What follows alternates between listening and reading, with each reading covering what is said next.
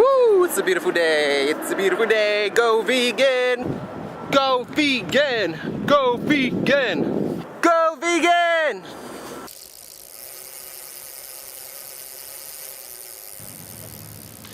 Hey, it's Andy here, and I'm at the doggy park, and it's quite empty.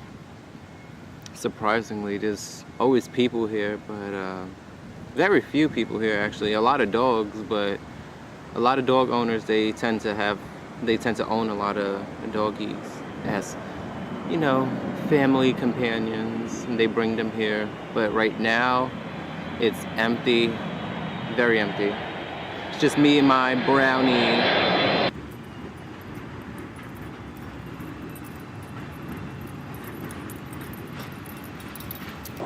So I'm just sitting at the bench, and I'm just pretty much killing time.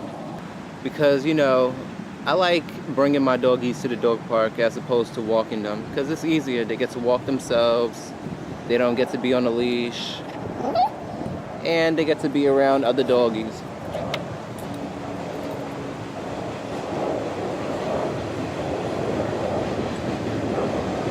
Oh, the train. Oh my gosh, it's such a beautiful day, and there's no one out here. I'm just here on my iPod, and I'm also reading. I actually picked this up for 50 cents at my favorite New York City vegan restaurant, Francia Vegan Cafe. And this is what I do when I come here. I sit at the bench and I just read. And some people, they're kind of like standoffish. But then again, they probably think that I'm standoffish because I'm by myself reading. But yeah.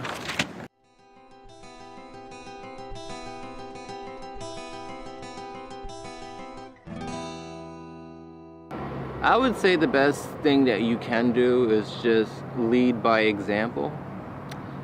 Because when you start eating this way, you start to notice changes physically. You start to notice changes in your outer appearance. You start to notice changes even with your personality. But people tend to they tend to focus more on the tangible things that you can see on the outside. And so when people can see that, when they can actually see the change and it's pretty evident, I think that people tend to gravitate towards you more. They tend to come to you and ask you questions. And I think that's when the interest starts to pick up, and you start to notice that people do become more interested.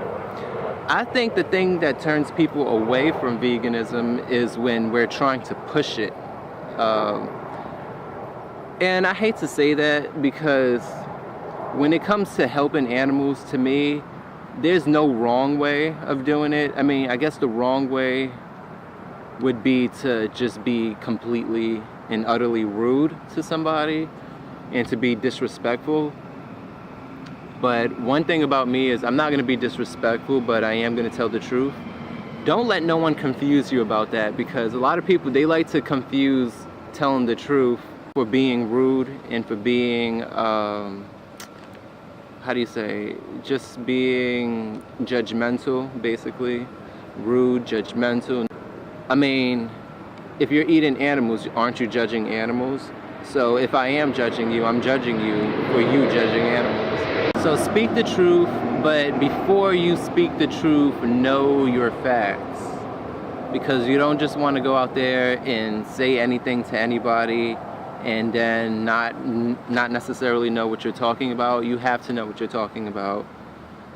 Most vegans do research when they find out about this information, when they find out about what happens to animals and how they go through this whole servitude of just being tortured and whatnot. I'm pretty sure most people know about that, but I think they're just asleep to it. They're just basically they taught themselves to be comfortably numb. And I think that's why when you bring it up, that's where the resistance and, oh, don't judge me, it's not being judgmental, and no one's forcing. This is how I see it. If I'm forcing my beliefs on somebody else because they're eating animals, well, you're literally forcing the animal down your throat. Like, people always say, stop forcing your beliefs down my throat. Don't shove your beliefs down my throat. But you're shoving animals down your throat. Like, you're literally shoving animals down. Okay, a belief could be like a concept, but you're literally physically shoving the animal down your throat. So everyone's on different paths and different journeys in life. So it's not always going to be easy. So don't always expect to convert someone. And I don't even really like that word, to convert someone to veganism, because it makes it seem like you have a hidden agenda or you're out to get them. To me, I see it more like inspiring. I like the word inspiring because I like to inspire people and I like to be inspired. I don't want no one to convert me. You see how negative that sounds? For someone to convert you, it's kind of like they're out to get you, and that can also be scary for some people. So I would just say, come in peace, speak the truth, and be relaxed. And when you do that, it relaxes other people. You know, there's a lot of things I'm learning, and I'm still learning, you know. I don't always know everything. I think that I just don't have a problem expressing it. A lot of people have a problem expressing themselves. I don't think I have a problem expressing myself. I think that I still have more to learn, definitely. Like, I'm nobody to sit here and tell you what you should and shouldn't do. But just based on my experience, and since this person actually wanted to know, then there you go. That's your answer. I would just say lead by example and speak the truth, and just don't come off as aggressive. So that's my advice to you. I'm sitting here at this empty dog park, as you can see.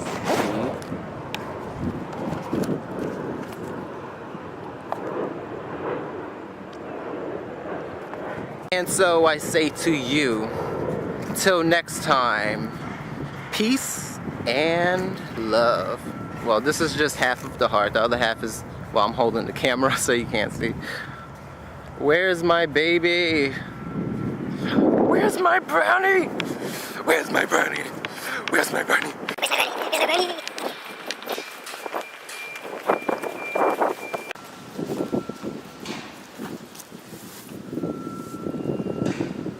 Hey, Brown. Ooh, your mouth is dirty.